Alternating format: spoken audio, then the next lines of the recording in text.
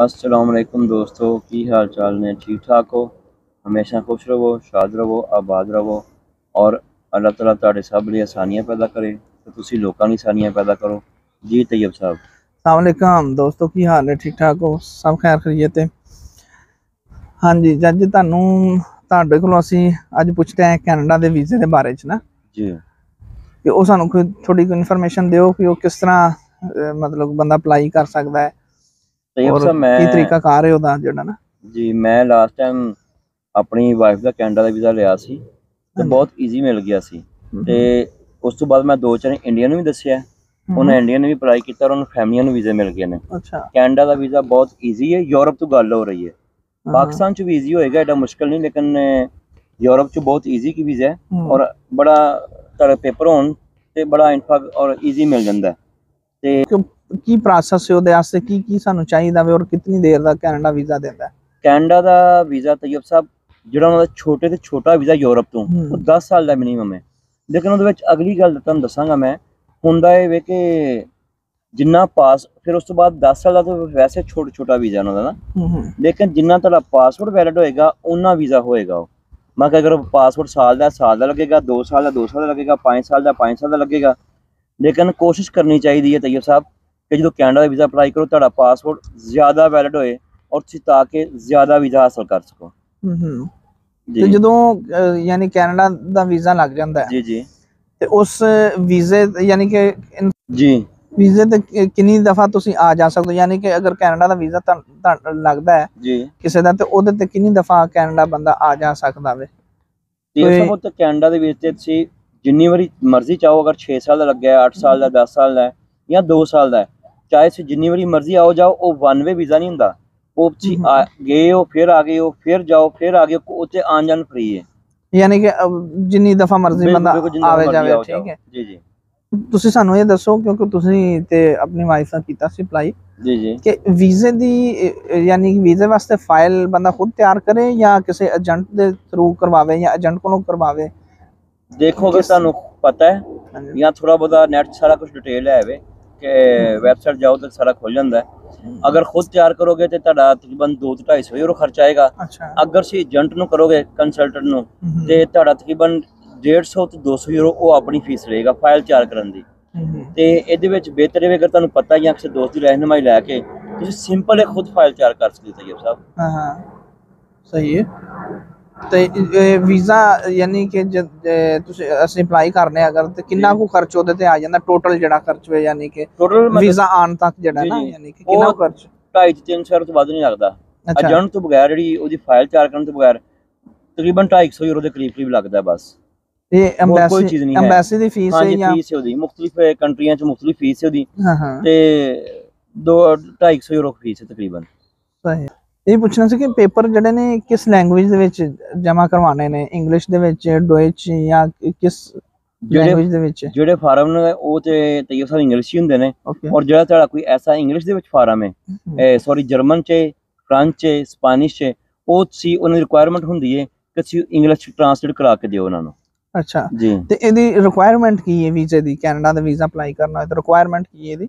ਇਹਦੀ ਰਿਕੁਆਇਰਮੈਂਟ ਇਹ ਵੀ ਕਿ ਪਾਸਪੋਰਟ ਦੀ ਫੋਟੋਕਾਪੀ ਤੇ ਉਸ ਤੋਂ ਬਾਅਦ ਜਿਹੜਾ ਹੈ ਕਿ ਰੈਜ਼ੀਡੈਂਸੀ ਕਾਰਡ ਜਿਹੜਾ ਜਿਹਨੂੰ ਵੀਜ਼ਾ ਕਹਿੰਦੇ ਆ, ਉਸ ਤੋਂ ਬਾਅਦ ਇਨਕਮ ਟੈਕਸ ਦਾ ਲੈਟਰ 3 ਸਾਲ ਦਾ, ਤੁਸੀਂ ਕੀ ਟੈਕਸ ਦੇ ਰਹੇ ਹੋ, ਕੀ ਹਿਸਾਬ ਕਿਤਾਬ ਹੈ, ਉਹ 'ਚ ਜੋਬ ਲੈਟਰ ਲੱਗਦਾ ਹੈ, ਕਿਸੇ ਜਿੱਥੇ ਜੋਬ ਕਰ ਰਹੇ ਹੋ ਨਾ ਉਹ ਉਹਦੇ ਵੱਲੋਂ ਫੈਕਟਰੀ ਵੱਲੋਂ ਇੱਕ ਲੈਟਰ ਹੁੰਦਾ ਉਹ ਇਸ਼ੂ ਹੁੰਦਾ ਹੈ, ਉਹਨੂੰ ਜੋਬ ਲੈਟਰ ਹੈ ਉਹ ਲੱਗਦਾ ਹੈ।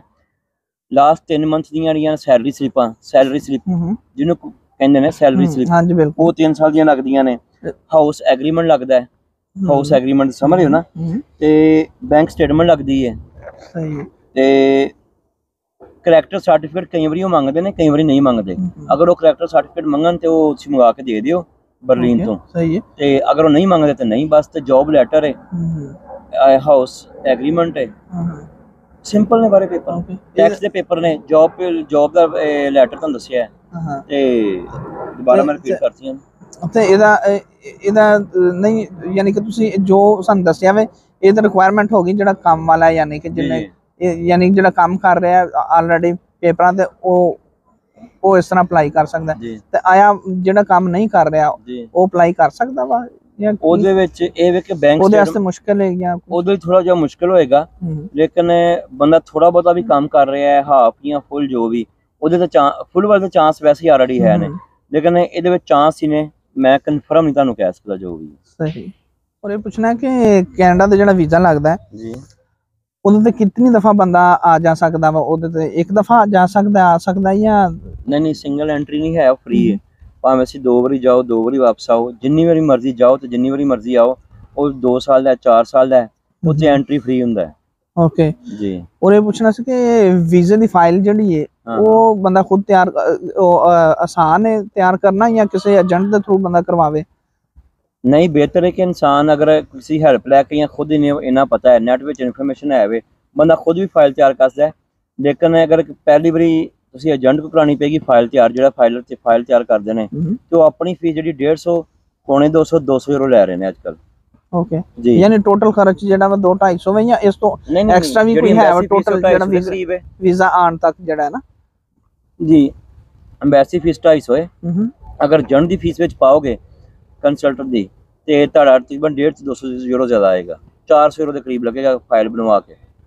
ਔਰ ਪੇਪਰ ਸਾਨੂੰ ਦੱਸੋ ਜ਼ਰਾ ਕਿ ਪੇਪਰ ਜਿਹੜਾ ਵਾ ਉਹ ਕਿਸ ਲੈਂਗੁਏਜ ਦੇ ਵਿੱਚ ਅਸੀਂ ਜਮ੍ਹਾਂ ਕਰਵਾਉਣੇ, ਇੰਗਲਿਸ਼ ਦੇ ਵਿੱਚ, ਡੋਇਚ ਜਾਂ? ਜੀ, ਜਿਹੜੇ ਪੇਪਰ ਨੇ ਉਹ ਤੁਹਾਡੇ ਇੰਗਲਿਸ਼ ਜਮ੍ਹਾਂ ਹੋਣੇ ਨੇ, ਫਾਰਮ ਇੰਗਲਿਸ਼ ਨੇ। ਔਰ ਅਗਰ ਉਹਨਾਂ ਦੇ ਕੋਈ ਜਰਮਨ ਚ ਫਾਰਮ ਹੈ ਐਸਾ ਤਾਂ ਉਹਨੂੰ ਤੁਸੀਂ ਇੰਗਲਿਸ਼ ਵਿੱਚ ਟ੍ਰਾਂਸਲੇਟ ਕਰਾ ਕੇ ਦੇਣਾ, ਯਾਨੀ ਇੰਗਲਿਸ਼ ਟ੍ਰਾਂਸਲੇਟ ਕਰਾ ਕੇ ਦੇਣਾ। ਠੀਕ ਹੈ। और वीजे वास्ते की रिक्वायरमेंट है पेपरां दी? ਜਿਹੜੇ ਪੇਪਰ ਜਮਾ ਕਰਵਾਉਣੇ ਉਹਦੀ ਕੀ ਰਿਕੁਆਇਰਮੈਂਟ ਹੈ? ਬਹੁਤ ਸਿੰਪਲ ਹੈ, ਬਹੁਤ ਮੁਸ਼ਕਲ ਨਹੀਂ ਹੈ। ਯੂਰਪ ਤੋਂ ਜਿਹੜਾ ਉਹਦੀ ਗੱਲ ਕਰ ਰਹੇ ਹਾਂ। ਪਾਸਪੋਰਟ ਦੀ ਕਾਪੀ ਹੈ ਤੇ ਜਿਹੜਾ ਰੈਜ਼ੀਡੈਂਸੀ ਕਾਰਡ ਹੈ ਜਿਹਨੂੰ ਵੀਜ਼ਾ ਕਹਿੰਦੇ ਆ, ਉਸ ਤੋਂ ਬਾਅਦ ਹਾਊਸ ਐਗਰੀਮੈਂਟ ਹੈ, ਘਰ ਦਾ ਜਿਹੜਾ ਮਕਾਨ ਦਾ ਕੰਟਰੈਕਟ ਹੈ ਉਹ ਹਾਊਸ ਐਗਰੀਮੈਂਟ ਹੋ ਗਿਆ। ਇਨਕਮ ਟੈਕਸ ਹੈ 3 ਸਾਲ ਦਾ ਪੁਰਾਣਾ ਜੋ ਤੁਸੀਂ ਪੇ ਕੀਤਾ ਹੈ ਗਵਰਨਮੈਂਟ ਨੂੰ ਜਿਸ ਤਰ੍ਹਾਂ ਵੀ ਹੈ। ਉਸ ਤੋਂ ਬਾਅਦ ਤੁਹਾਡੀਆਂ ਇਹ ਕਰੈਕਟਰ ਸਰਟੀਫਿਕੇਟ ਕਈ ਵਾਰੀ ਮੰਗਦੇ ਨੇ, ਕਰੈਕਟਰ ਸਰਟੀਫਿਕੇਟ ਕਈ ਵਾਰੀ ਨਹੀਂ ਮੰਗਦੇ। ਅਗਰ ਤੁਹਾਡੀ ਟਰੈਵਲ ਹਿਸਟਰੀ ਅੱਛੀ ਹੈ ਤੇ ਕਈ ਵਾਰੀ ਨਹੀਂ ਮੰਗਦੇ, ਅਗਰ ਟਰੈਵਲ ਹਿਸਟਰੀ ਨਹੀਂ ਹੈ ਤੇ ਫਿਰ ਮੰਗ ਲੈਂਦੇ ਨੇ। ਜੌਬ ਲੈਟਰ ਹੈ ਤੇ ਬੈਂਕ ਸਟੇਟਮੈਂਟ ਤੁਹਾਡੀ, ਹਾਂਜੀ, ਤੇ ਬੈਂਕ ਸਟੇਟਮੈਂਟ ਤੋਂ ਇਲਾਵਾ ਤੁਹਾਡੇ ਕੰਮ ਦੀਆਂ ਸਲਿੱਪਾਂ ਮੰਗਦੇ ਨੇ, ਲਾਸਟ 3 ਮਹੀਨੇ ਦੀਆਂ ਸਲਿੱਪਾਂ ਵੀ ਨਾਲ ਮੰਗਦੇ ਨੇ ਕਿ ਜਿਹੜਾ ਤੁਸੀਂ ਕੰਮ ਕਰ ਰਹੇ ਹੋ। ਅੱਛਾ। ਤੇ ਬੈਂਕ ਸਟੇਟਮੈਂਟ ਤੇ ਜੌਬ ਲੈਟਰ, ਜੌਬ ਵਾਲਿਆਂ ਕੋਲ ਇੱਕ ਲੈਟਰ ਬਣਦਾ ਹੈ ਉਹ ਇਸ਼ੂ ਕਰਵਾਉਣਾ ਹੈ, ਜੌਬ ਲੈਟਰ ਹੈ। ਤੇ ਆਇਆ ਜਿਹੜੇ ਜੌਬ ਨਹੀਂ ਕਰਦੇ ਉਹਨਾਂ ਵਾਸਤੇ ਕੀ ਰਿਕੁਆਇਰਮੈਂਟ ਹੈ ਜਾਂ ਉਹਨਾਂ ਵਾਸਤੇ ਮੁਸ਼ਕਲ ਹੈ? ਲੇਕਿਨ ਉਹ ਦਰਮਿਆਨਾ ਜਿਹਾ ਮੇਰੇ ਐਸੇ ਸੁਣਨ ਚ ਆਇਆ ਕਿ ਇੱਕ ਬੰਦਾ ਇਹਨਾਂ ਕੋਲ ਹੈਲਪ ਲੈ ਰਿਹਾ ਸੀ, ਲੇਕਿਨ ਉਹਨੇ ਵੀ ਅਪਲਾਈ ਕੀਤਾ ਲੇਕਿਨ ਲੱਗ ਉਹਦਾ ਵੀ ਗਿਆ। ਹਾਂਜੀ, ਤੇ ਲੇਕਿਨ ਏਡਾ ਮੁਸ਼ਕਲ ਨਹੀਂ, ਲੇਕਿਨ ਜਿਹੜਾ ਕੰਮ ਨਹੀਂ ਕਰ ਰਿਹਾ ਉਹਦੇ ਲਈ ਥੋੜਾ ਜਿਹਾ ਮੁਸ਼ਕਲ ਹੋ ਵੀ ਸਕਦਾ ਹੈ, ਲੇਕਿਨ ਜਿਹੜਾ ਕੰਮ ਕਰ ਰਿਹਾ ਉਹਦੇ ਲਈ ਤਾਂ ਬਹੁਤ ਈਜ਼ੀ ਹੈ।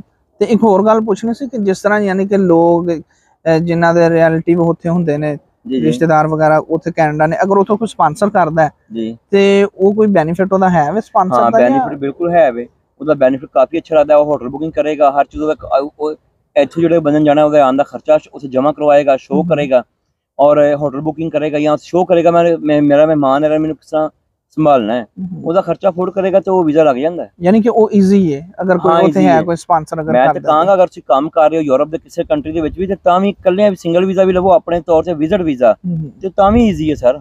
ਸਹੀ।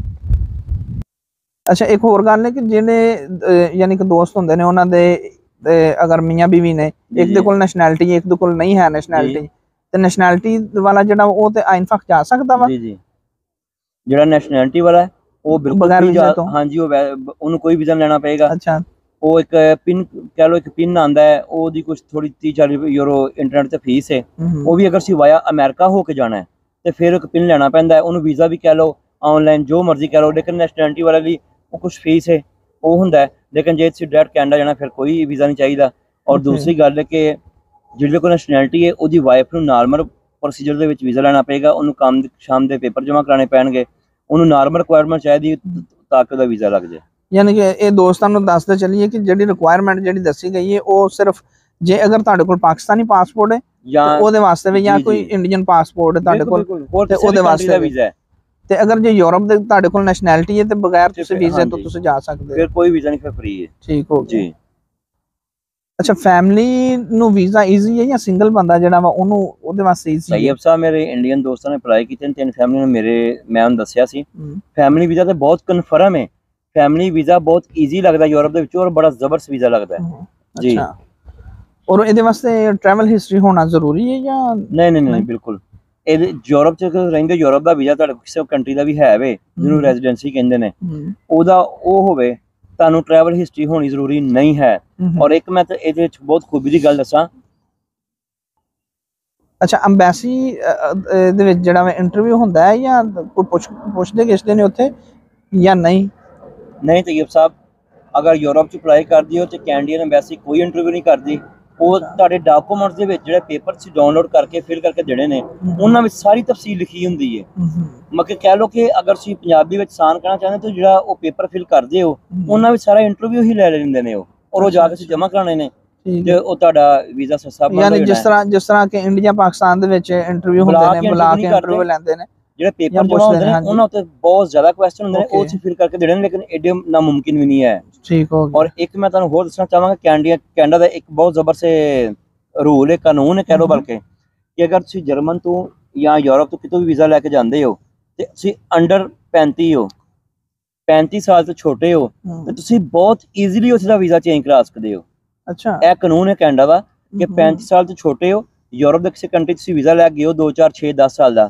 ਤੁਸੀਂ ਜਾ ਕੇ ਉੱਥੇ ਕੰਮ ਸ਼ੁਰੂ ਕਰੋ ਤੇ ਜਾਂ ਡਿਪਲੋਮਾ ਸ਼ੁਰੂ ਕਰੋ ਜੋ ਵੀ ਹੈ ਤੁਸੀਂ ਉਸ ਦਾ ਵੀਜ਼ਾ ਕੈਨੇਡਾ ਦਾ ਵੀਜ਼ਾ ਰੈਜ਼ੀਡੈਂਸੀ ਲੈ ਸਕਦੇ ਹੋ ਠੀਕ ਹੈ ਤੇ ਜਿਹੜੇ ਨੈਸ਼ਨਲ ਲੋਕ ਨੇ ਇਥੋਂ ਨੈਸ਼ਨੈਲਿਟੀ ਜਿਨ੍ਹਾਂ ਦੇ ਕੋਲ ਅਗਰ ਉਹ ਜਾਣਾ ਚਾਹਣ ਉੱਥੇ ਜਾ ਕੇ ਆਇਆ ਨੈਸ਼ਨੈਲਿਟੀ ਚੇਂਜ ਹੋ ਜਾਂਦੀ ਹੈ ਕੈਨੇਡਾ ਦੇ ਵਿੱਚ ਜਾ ਕੇ ਇਹਦੇ ਬਾਰੇ ਮੈਨੂੰ ਪੱਕਾ ਤਾਂ ਨਹੀਂ ਪਤਾ ਲੇਕਿਨ ਇਹ ਕਿ ਉਸ ਜਾ ਕੇ ਤੁਹਾਨੂੰ ਆਪਣਾ ਕੰਮ ਕਰਨਾ ਪਏਗਾ ਇੱਥੇ ਦੇ ਗਿਆ ਬੰਦਿਆਂ ਨੂੰ ਸੋਸ਼ਲ ਸਿਸਟਮ ਨਹੀਂ ਮਿਲੇਗਾ ਉੱਥੇ ਜੋ ਵੀ ਹੈ ਆਪਣਾ ਕੰਮ ਦੀ ਬੇਸ ਦੇਣਾ ਫਿਰ ਤੁਸੀਂ ਜਾ ਸਕਦੇ ਹੋ ਠੀਕ ਹੈ अच्छा अगर किसी दी यानी कि वाइफ है उन्हें कल्ली ने मतलब जाना में वीज़ा लेना है वीज़ा अप्लाई करना में ते वो काम नहीं कर रही ते ओदे वास्ते इजी है या की ओदी रिक्वायरमेंट है या ਇਹਦੇ ਵਿੱਚ ਪੁਆਇੰਟ ਹੈ ਤैयब ਸਾਹਿਬ ਉਹਦੇ ਮੀਆਂ ਦੇ ਸਾਰੇ ਡਾਕੂਮੈਂਟਸ ਲੱਗਣਗੇ ਬੇਗਮ ਦਾ ਕੰਮ ਕਰਨਾ ਜ਼ਰੂਰੀ ਨਹੀਂ ਉਹਦੇ ਬੱਚੇ ਦਾ ਕੰਮ ਕਰਨਾ ਹੈ ਭਾਵੇਂ ਉਹ ਅਡਲਟ ਨੇ ਜੋ ਵੀ ਇਹ ਕੰਮ ਕਰਨਾ ਜ਼ਰੂਰੀ ਨਹੀਂ ਉਹਦੇ ਮੀਆਂ ਦੀ ਬੈਂਕ ਸਟੇਟਮੈਂਟ ਜੋ ਕਿ ਤੁਹਾਨੂੰ ਮੈਂ ਡਾਕੂਮੈਂਟਸ ਦੀ ਰਿਕੁਆਇਰਮੈਂਟ ਦੱਸੀ ਹੈ ਸਾਰਾ ਕੁਝ ਉਹੀ ਲੱਗੇਗਾ ਔਰਤ ਦਾ ਕੰਮ ਕਰਨਾ ਜ਼ਰੂਰੀ ਨਹੀਂ औरत अपने मियाँ नाल अटैच है और मियाँ के सारे पेपर मियाँ के लगन के बैंक स्टेटमेंट हो गई इनकम टैक्स के पेपर हो गए जॉब लैटर हो गया